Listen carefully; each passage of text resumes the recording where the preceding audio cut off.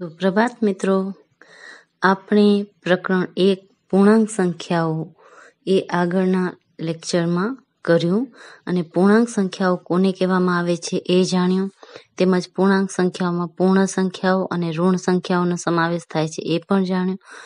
હવે ઋણ સંખ્યાઓ અને પૂર્ણ સંખ્યાઓ કોને કહેવામાં આવે છે એની પણ આપણે સમજૂતી મેળવી, તેમજ આ સંખ્યાઓને સંખ્યા રેખા પર કેવી રીતના દર્શાવવામાં આવે છે, તેમજ તેમને ચડતા ક્રમમાં અને ઉતરતા ક્રમમાં કેવી રીતના ગોઠવવામાં આવે છે એની પણ જાણકારી મેળવી. આ ઉપરાંત આપેલ સંખ્યાની વિરોધી સંખ્યા કેવી રીતના શોધવી એ પણ જાણ્યું. હવે આજે આપણે પ્રકરણ 1માં સ્વાધ્યાય 1.1 છે એ આગળ કરશું. તો વિદ્યાર્થી મિત્રો, આજે આપણે પ્રકરણ 1 પૂર્ણાંક સંખ્યાઓ એમાં સ્વાધ્યાય 1.1 છે એની શરૂઆત કરશું.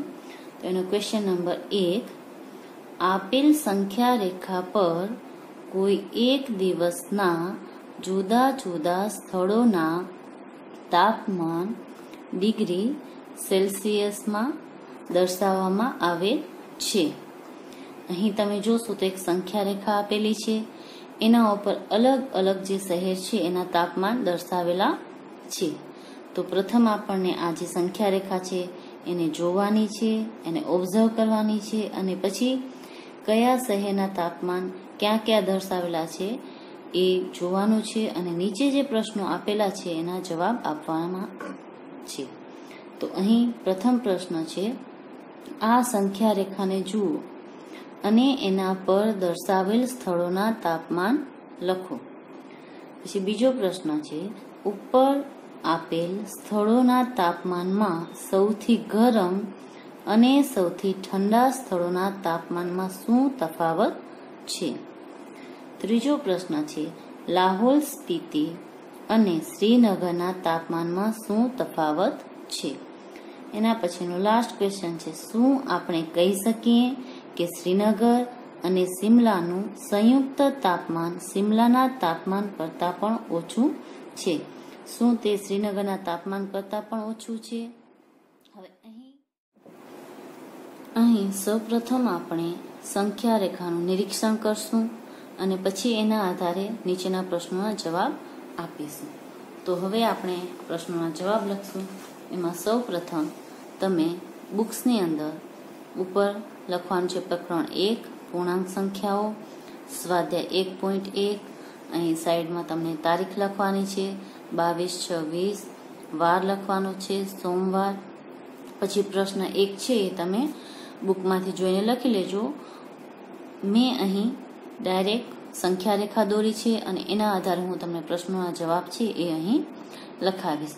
તો પ્રથમ પ્રશ્ન છે એ તમારે લખી લેવાનો છે, એની નીચે તમને સંખ્યા રેખા દોરવાની છે અને સંખ્યા રેખા છે એ તમારે પેન્સિલથી જ દોરવાની. હવે અહીં આપણે જો સંખ્યા રેખાનું નિરીક્ષણ કરશું તો તમે અહીં જોશો કે અહીંયા 0 લખેલો છે, 0 પછી 5 છે, પછી 10 લખેલા છે, 15 લખેલા છે, 20 લખેલા છે અને 25 લખેલા છે. વચ્ચેની કોઈ પણ સંખ્યા લખેલી નથી. એવી જ રીતના આ બાજુ જઈએ ડાબી બાજુ તો -5 લખેલા છે અને -10 લખેલા છે, એમાં પણ વચ્ચેની સંખ્યા લખેલી નથી. જ્યારે આ સ્થળોના જે નામ છે એ વચ્ચે પણ દર્શાવેલા છે. તો જો તમે ઈચ્છો તો અહીં નંબર તમે લખી શકો છો, જેમ કે 0 પછી આવશે -1, -2, એવી રીતના પેન્સિલથી લખી શકો છો. અને જો તમે ડાયરેક્ટ કેલ્ક્યુલેશન કરો તો એ પણ ચાલશે. અહીં હું તમને સીધું જ કેલ્ક્યુલેશન કરી અને સમજાવીશ. તો પ્રથમ આપણે જવાબ લખશું પ્રશ્નનો, ત્યારે પ્રથમ આ બધા સ્થળના નામ છે એ તમને લાઈનમાં લખી લેવાના છે. પેલું છે લાહોલ સ્પીતિ, તો ફર્સ્ટ આપણે લખશું લાહોલ સ્પીતિ. હવે આપણે લખશું બીજું શ્રીનગર, પછી છે શિમલા તો શિમલા લખશું.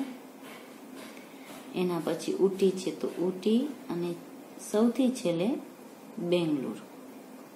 હવે આ બધા શહેરની સામે એનું જે તાપમાન છે એ આપણે લખશું. પહેલું છે લાહોલ સ્પીતિ, તો લાહોલ સ્પીતિ -5 પછી ડાબી બાજુ છે એટલે -5 પછી આપણે ગણીએ તો -6, -7 અને -8. એટલે લાહોલ સ્પીતિનું તાપમાન થશે -8 ડિગ્રી સેલ્સિયસ. એના પછી શ્રીનગર 0 ની ડાબી બાજુએ છે, એટલે આપણે 0 પછી ડાબી બાજુએ -1 થી ગણશું, -1 અને -2, એટલે અહીં આવશે એનું તાપમાન -2 ડિગ્રી સેલ્સિયસ. શિમલા છે એ તમને 5 ડિગ્રી ઉપર આપેલું જ છે અને એ ઘન સંખ્યા છે, તો અહીં આપણે લઈશું 5 ડિગ્રી સેલ્સિયસ. એના પછી છે ઉટી, તો ઉટી તમને આપેલું છે 10 પછી જમણી બાજુએ, તો 11, 12, 13 અને 14, એટલે કે 14 ડિગ્રી સેલ્સિયસ છે એ ઉટીનું તાપમાન છે. પછી આવે છે બેંગ્લોર છે 20 ની જમણી બાજુએ, તો 20 ની જમણી બાજુએ આપણે 2 સ્ટેપ આવશું, 21 અને 22, એટલે કે 22 ડિગ્રી સેલ્સિયસ. તો આ થયો તમારા પ્રથમ પ્રશ્નનો જવાબ કે આ સંખ્યા રેખાને જુઓ અને એના પર દર્શાવેલ સ્થળોના તાપમાન લખો. તો આપણે આ સંખ્યા રેખાને જોઈ અને એના ઉપર જે સ્થળ છે એના દરેકના તાપમાન છે એ આપણે અહીં નોંધ્યા. અહીં તમને બાકીના નંબર નથી આપેલા, તો તમે પેન્સિલથી પણ લખી શકો છો. જેમ તમે ડાબી બાજુએ જાશો 0 ની, એમ બધી સંખ્યા છે એ ઋણમાં આવશે અને જમણી બાજુએ જાશો તો દરેક સંખ્યા છે એ ઘનમાં આવશે. હવે આપણે કરશું પ્રશ્ન નંબર 2. પ્રશ્ન નંબર 2 આપનો છે, ઉપર આપેલ સ્થળોના તાપમાનમાં સૌથી ગરમ અને સૌથી ઠંડા સ્થળોના તાપમાનમાં શું તફાવત છે? ઉપર જે આપણને આ દરેક સ્થળનું તાપમાન આપેલું છે એમાં સૌથી ગરમ જે શહેર છે એનાથી અને સૌથી ઠંડા શહેરનો તફાવત કેટલો છે? તો પ્રથમ તો આપણે એ શોધશું કે સૌથી ગરમ શહેર કયું છે. હવે જેનું તાપમાન સૌથી વધુ હોય એ શહેર સૌથી ગરમ શહેર કહેવાય. તો અહીં બેંગલુરુ છે એ સૌથી ગરમ શહેર છે, તો પ્રથમ આપણે લખશું સૌથી ગરમ શહેરનું તાપમાન, જે છે 22 ડિગ્રી સેલ્સિયસ. એના પછી આપણે લખશું સૌથી ઠંડા શહેરનું તાપમાન,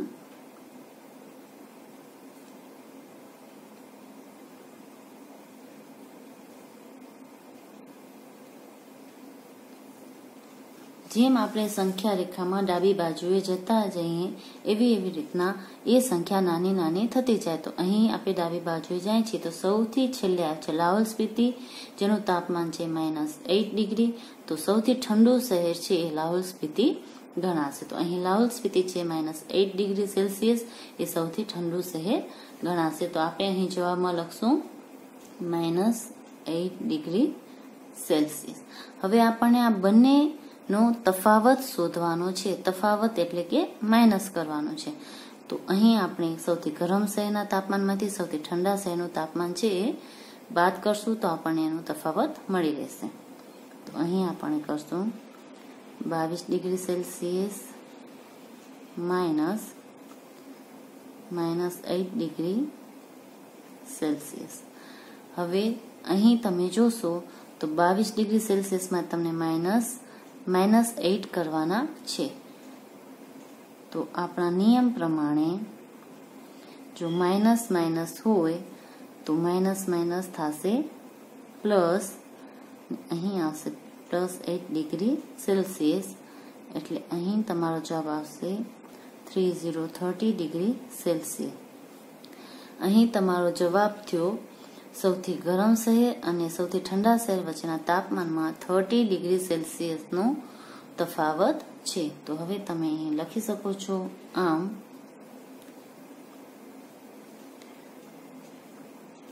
સૌથી ગરમ શહેર અને સૌથી ઠંડા શહેર વચ્ચેનો તફાવત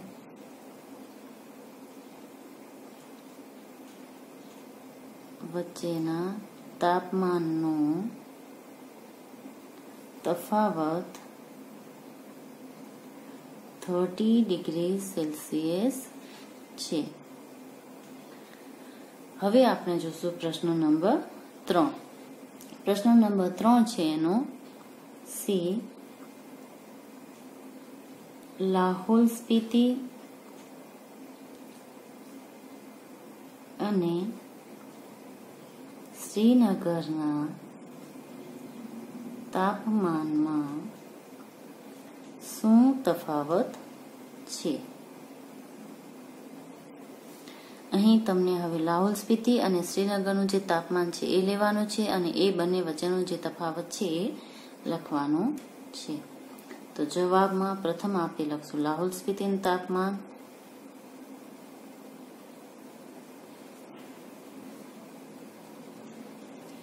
જે હમણાં જ આપણે અહીં લખ્યું એ હતું -8 ડિગ્રી સેલ્સિયસ. એની નીચે આપણે લખશું શ્રીનગરનું તાપમાન, એ આપણે ઉપર લખ્યું છે એનામાંથી જોઈને આપણે લખી લઈશું. એનું તાપમાન છે -2 ડિગ્રી સેલ્સિયસ. હવે આ બંને વચ્ચેનો આપણને તફાવત કરવાનો છે. તફાવત કરવાનો એટલે આપણે એકબીજામાંથી માઇનસ કરવાનો છે. પણ અહીં તમારે એ વાત યાદ રાખવી પડશે કે માઇનસ જ્યારે આપણે કરતા હોય, તફાવત શોધતા હોય, ત્યારે હંમેશા મોટી રકમમાંથી નાની રકમ છે એ બહાર કરવાની હોય. અહીં તમે જોશો તો આ બંને સંખ્યાઓ છે એ ઋણ સંખ્યાઓ છે. તો જ્યારે બંને સંખ્યાઓ ઋણ સંખ્યા હોય ત્યારે જે નાની સંખ્યા હોય એ સૌથી મોટી સંખ્યા ગણાય છે. તો આ બંનેની અંદર -2 છે એ -8 કરતા મોટી સંખ્યા છે. તો આપણે અહીં જ્યારે એનો તફાવત શોધશું ત્યારે સૌ પ્રથમ -2 માંથી -8 છે એ બાદ કરશું.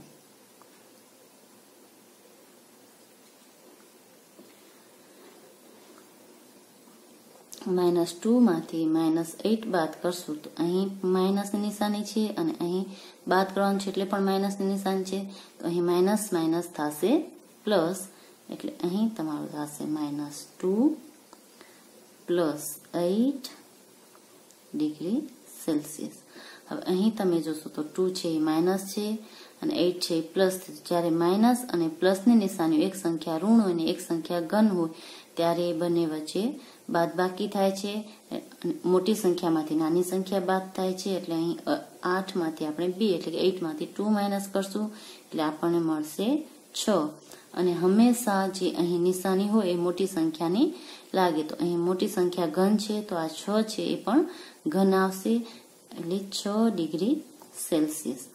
આમ આપણને લાહોલ સ્પીતિ અને શ્રીનગરના તાપમાનનો જે તફાવત મળ્યો એ છે 6 ડિગ્રી સેલ્સિયસ. તો આપણે નીચે અહીં લાઈનમાં લખી નાખશું. આમ લાહોલ સ્પીતિ અને શ્રીનગરના તાપમાનમાં 6 ડિગ્રી સેલ્સિયસનો તફાવત છે. હવે આપણે એનો ક્વેશ્ચન નંબર લાસ્ટ કરશું. Question number D. Question number D છે, શું આપણે કહી શકીએ કે શ્રીનગર અને શિમલાનું સંયુક્ત તાપમાન શિમલાના તાપમાન કરતાં પણ ઓછું છે? શું તે શ્રીનગરના તાપમાન કરતાં પણ ઓછું છે? અહીં તમને એમ કીધું છે કે શ્રીનગર અને શિમલાનું સંયુક્ત તાપમાન. સંયુક્ત તાપમાન એટલે બંને તાપમાનો તમને કરવાનો છે સરવાળો. પછી તમારે જોવાનું છે કે એનો જે જ્યારે આપણે સરવાળો કરીએ છીએ ત્યારે જે જવાબ આવે છે એ શિમલાના તાપમાન કરતાં ઓછો છે. જો ઓછો હશે તો આપણે લખશું હા, ને જો નહીં હોય તો આપણે લખશું ના. એવી જ રીતના એનો જે જવાબ આવ્યો એ શ્રીનગરના તાપમાન કરતાં પણ ઓછો છે. જો એનાથી ઓછો હશે તો આપણે કહેશું કે હા ઓછો છે, અને નહીં હોય તો કહેશું કે ના નથી. તો અહીં પ્રથમ આપણે શ્રીનગર અને શિમલાના તાપમાનનો સરવાળો કરશું. તો પ્રથમ આપણે લખશું શ્રીનગરનું તાપમાન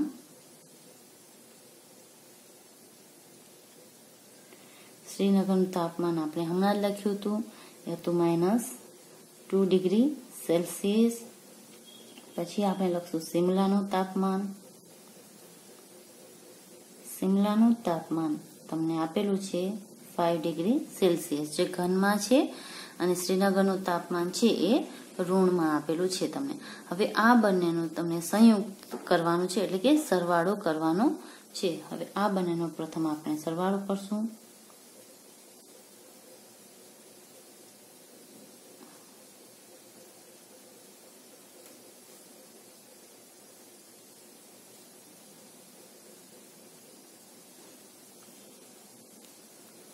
-2 ડિગ્રી પ્લસ 5 ડિગ્રી સેલ્સિયસ.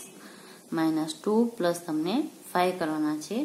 અહીં તમે જો ઈચ્છો તો 5 ને આગળ લખી શકો છો અને -2 છે અને પાછળ પર લખી શકો છો. અહીં તમે ક્રમનો જે નિયમ છે આપણો એ ઉપયોગ કરી શકો છો. સરવાળાની અંદર હંમેશા તમે ક્રમના નિયમનો ઉપયોગ કરી શકો છો, એટલે કે જે ક્રમ આપેલો છે એને તમે જગ્યા છે એ બદલાવી શકો છો. હા, એવું તમે બાદબાકીની અંદર કરી શકતા નથી.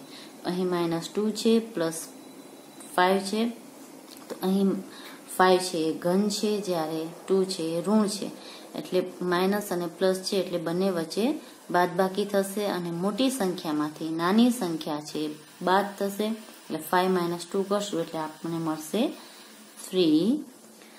અને અહીં આ 3 છે ત્યાં મોટી સંખ્યા આપણી ઘન છે એટલે એની નિશાની પણ ઘન આવશે, જે આપણે અહીં દર્શાવતા નથી, કેમ કે ઘન હોય ત્યારે નિશાની દર્શાવવાની જરૂર નથી. એટલે 3 ડિગ્રી સેલ્સિયસ. એટલે સિમલા અને શ્રીનગરનું જો સંયુક્ત તાપમાન આપણે કરીએ, બંનેનો સરવાળો કરીએ તો 3 ડિગ્રી સેલ્સિયસ આવે છે.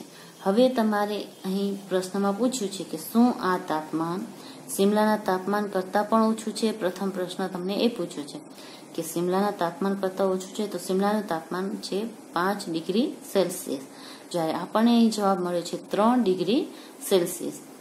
તો આપણે પ્રથમ પ્રશ્નના જવાબમાં લખી શકશું કે હા, આ તાપમાન સિમલાના તાપમાન કરતાં ઓછું છે.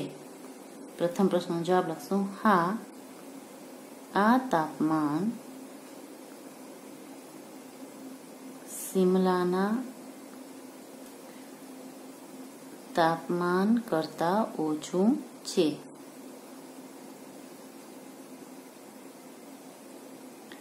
બીજો પ્રશ્ન પછી તમને પૂછવામાં આવે છે કે શું તે શ્રીનગરના તાપમાન કરતાં પણ ઓછું છે.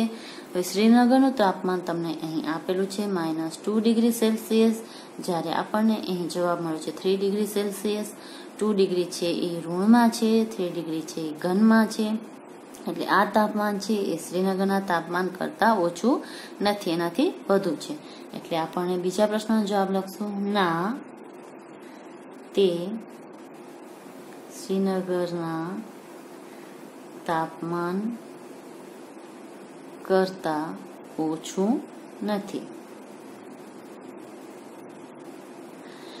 અહીં આમ આપણે સંખ્યા રેખા જોઈ એના અનુસંધાન દરેક શહેરના આપણે તાપમાન લખ્યા અને તાપમાન લખ્યા પછી એ સંખ્યા રેખાનું નિરીક્ષણ કરી અને નીચે જે 4 પ્રશ્નો આપેલા હતા એના દરેકના આપણે જવાબ આપ્યા. હવે આપણે કરશું ક્વેશ્ચન નંબર 2. ક્વેશ્ચન નંબર 2 છે તમારો, કોઈ એક પ્રશ્નોત્તરીમાં સાચા જવાબ માટે ઘન અંક આપવામાં આવે છે અને ખોટા જવાબ માટે ઋણ અંક આપવામાં આવે છે. જો 5 ક્રમિક રાઉન્ડમાં જે કે પ્રાપ્ત કરેલ અંકો 25, -5, -10, 15 અને 10 છે, તો અંતમાં તેના કુલ ગુણ કેટલા થશે? અહીં સૌપ્રથમ આપણે જે પ્રશ્ન છે એને સમજીએ. અહીં કહેવામાં આવ્યું છે કે એક પ્રશ્નોત્તરી એટલે કે એક ક્વિઝ કોન્ટેસ્ટ છે. એમાં જો તમે એક ક્વિઝનો એટલે કે પ્રશ્નનો સાચો જવાબ આપો તો તમને ઘન અંક આપવામાં આવે છે, એટલે કે +1, +2 એવી રીતના તમને ઘન સંખ્યાની અંદર અંક છે આપવામાં આવે છે, કે +5 છે, +10 છે, એવી રીતના આપવામાં આવે છે. અને જો તમે ખોટા જવાબ આપો તો તમને ઋણ અંક આપવામાં આવે છે, એટલે તમે એક જવાબ ખોટો આપ્યો તો -5 કરે, અથવા તો -10 કરે, અથવા તો -2 કરે, -4 કરે. એ રીતના ખોટા જવાબ માટે ઋણ સંખ્યા આપવામાં આવે છે અને જો તમે સાચો જવાબ આપો તો ઘન અંક આપવામાં આવે છે. હવે આ ક્વિઝ છે, પ્રશ્નોત્તરી જે છે એની અંદર 5 રાઉન્ડ છે. ટોટલ 5 રાઉન્ડ છે. એમાં જેક નામનો જે વ્યક્તિ છે એને પાર્ટિસિપેટ કર્યું છે, કે એને ભાગ લીધો છે. હવે જે કે જ્યારે ભાગ લીધો અને એને 5 રાઉન્ડ પૂરા થયા ત્યારે એને જે અંક મળ્યા હતા એ આ પ્રમાણે હતા. પ્રથમ રાઉન્ડમાં એને મળ્યા છે 25, જે ઘન સંખ્યા છે. બીજા રાઉન્ડમાં એને -5, ત્રીજા રાઉન્ડની અંદર એને -10, ચોથા રાઉન્ડમાં એને 15 અને 5મા રાઉન્ડની અંદર એને 10 જે અંક છે એ મળ્યા છે, તો અંતમાં તેના કુલ ગુણ કેટલા થશે? એટલે 5 રાઉન્ડ પૂરા થઈ ગયા છે. દરેક રાઉન્ડના અંતે એને જે ગુણ મળ્યા છે એ અહીં આપણને આપેલા છે. તો હવે આ બધાનો ટોટલ કરી અને 5 રાઉન્ડને અંતે એને કુલ ગુણ અહીંયા લખેલું છે, કુલ ગુણ કેટલા થશે? કુલ ગુણ છે એટલે આપણે આ બધા ગુણોનો સરવાળો કરવાનો છે અને શોધવાનું છે કે જે પ્રશ્નોત્તરી ક્વિઝ કોન્ટેસ્ટ છે એમાં કુલ એટલે કે જ્યારે તે પૂરી થઈ ત્યારે કુલ કેટલા ગુણ મળ્યા છે. તો હવે આપણે એનો જવાબ પ્રશ્ન તમારે લખી લેવાનો છે. હું અહીં ડાયરેક્ટ જવાબ જ લખું છું. તો જવાબ લખશું ત્યારે આપણે લખશું જે કે 5 રાઉન્ડમાં મેળવેલ ગુણ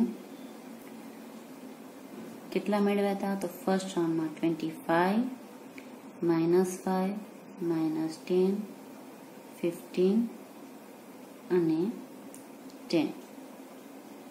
હવે આ દરેકનો આપણે સરવાળો કરશું. તો અહીં લખશું જે કે 5 રાઉન્ડમાં મેળવેલ કુલ ગુણ બરાબર 25 + -5 + -10 + 15 + 10. હવે અહીં તમે જોશો તો આ ઋણ સંખ્યા છે અને આ 3 ઘન સંખ્યા છે. તો આપણે ઘન સંખ્યાને સાથે લખશું અને ઋણ સંખ્યાને એક સાથે લખશું.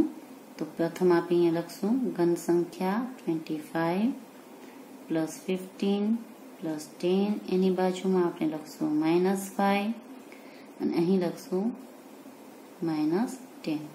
હવે અહીં આ ઘન સંખ્યાનું ઘન સંખ્યા સાથે સરવાળો કરશું, ઋણ સંખ્યાનો ઋણ સંખ્યા સાથે આપણે સરવાળો કરશું. તો ઘન સંખ્યાનો આપણે સરવાળો કરશું તો 25 + 15 કરશું એટલે તમને મળશે 40, 40 + 10 કરશું એટલે એનું આન્સર મળશે તમને 5050. તો નેક્સ્ટ તમે ઋણ સંખ્યાનો સરવાળો કરવાનો છે. ઋણ સંખ્યાનો સરવાળો કરશો એટલે -5 અને -10 એટલે મળ્યા તમને -15. હવે આ ઘન સંખ્યા છે, આ ઋણ સંખ્યા છે, બંનેનો સરવાળો છે એટલે પ્લસ માઇનસ થશે તમારા માઇનસ. મોટી સંખ્યામાંથી નાની સંખ્યા છે બાદ થશે એટલે 50 - 15 કરશો એટલે તમને આ મળશે 35.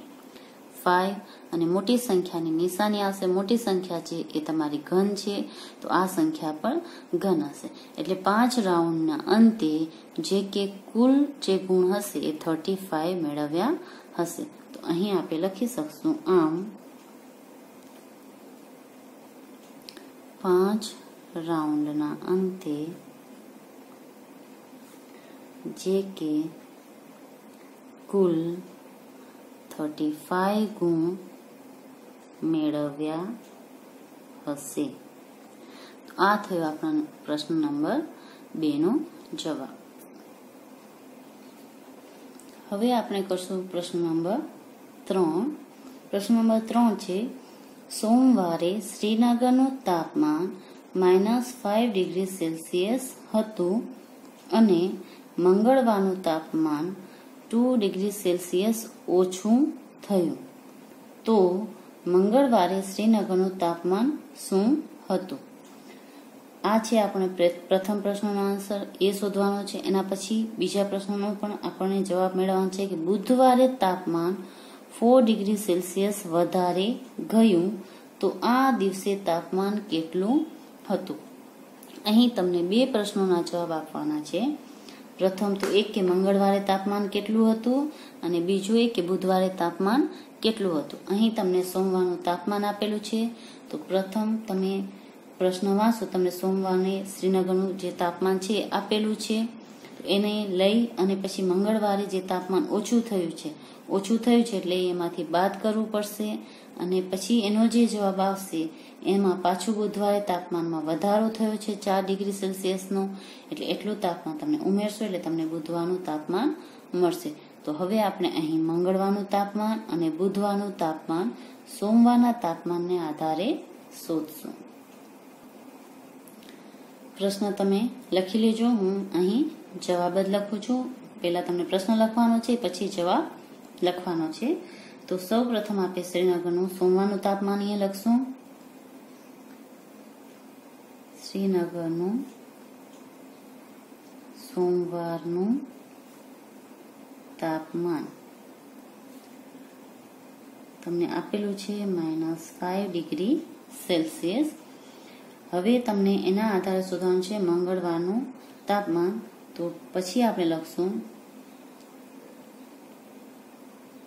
મંગળવારનું તાપમાન